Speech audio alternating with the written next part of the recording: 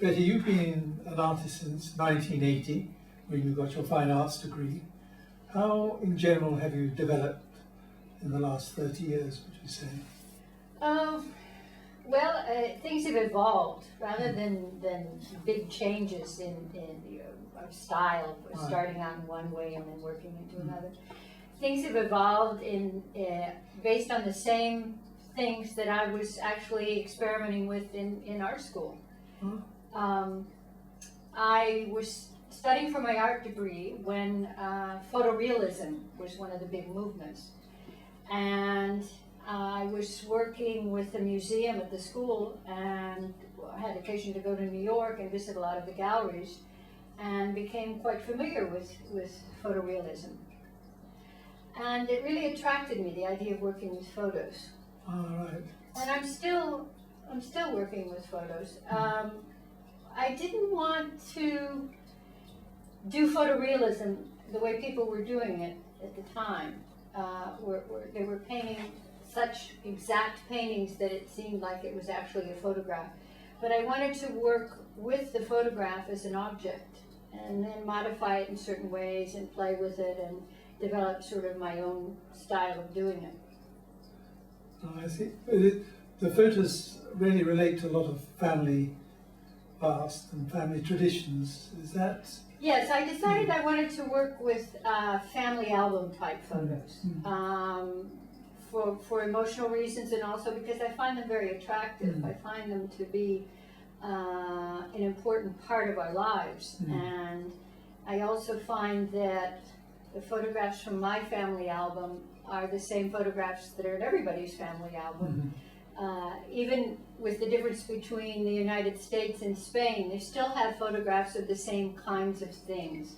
I found that it was something that people could identify with, even though they were my family photos and family photos of friends. People will save photos and send them to me and say, someday you might want to use this. Yes, I can understand. Has there been a tradition of art in your family? No. Actually, I'm the first person to work as an artist in the family.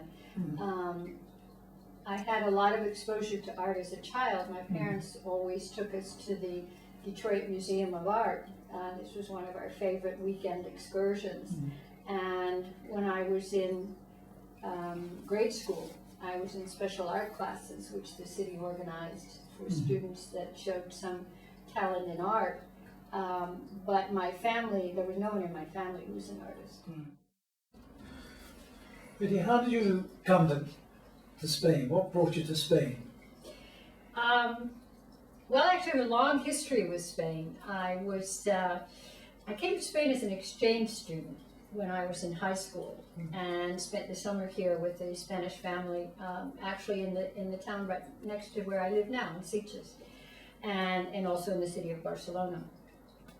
And I loved it. I had a wonderful time, and I always dreamed about coming back. And for many years I kept up correspondence with Spain, but did not come back until 1980. And in 1980 I came back with my family and spent some time here, and then started coming back. I renewed some of my acquaintances here and started coming back. And I always had in the back of my mind the idea of living here. I really wanted to try it.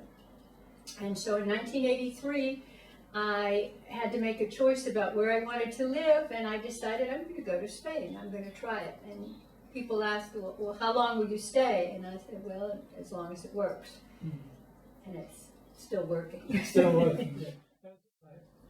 Barcelona is a great place to be. Well, it's certainly a cultural centre. So Well, it is. It's cultural. So do you think that has actually helped you in your art, or Catalonia's?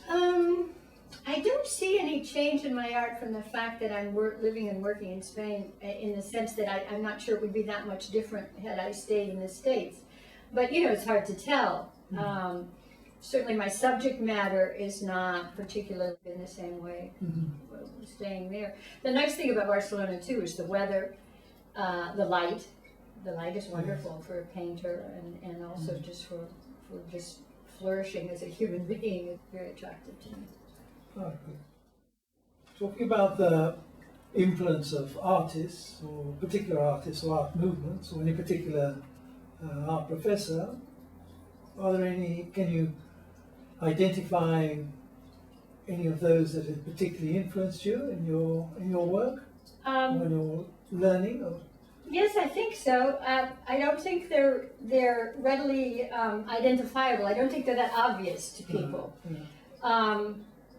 For example, one of the things that most influenced my work when I was starting my paintings in my studio was medieval art. Oh. And if you look at my paintings, I don't think immediately comes to mind medieval art. But I became fascinated with two things about medieval art. And one of them was the backgrounds of the tableaus and the religious art. Very often the background would be a textured gold.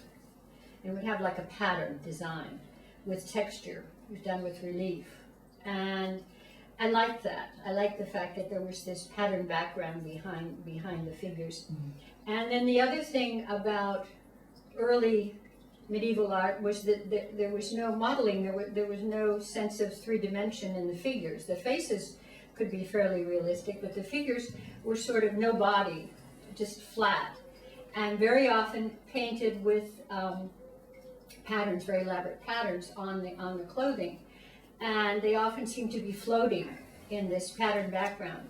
And I think knowing that and looking at my paintings, you can see how I arrived at some of my technique using this a similar idea, but transformed into something contemporary. And one of the other things that influenced me contemporary art movement was pattern painting. For some reason, I became very fascinated with pattern painting, and in the 1980s, there were lots of artists working in the United States who basically painted patterns. There were no photographs or figures. It was just the idea, the colors and the repetition of patterns. And I also have a great affection for Matisse.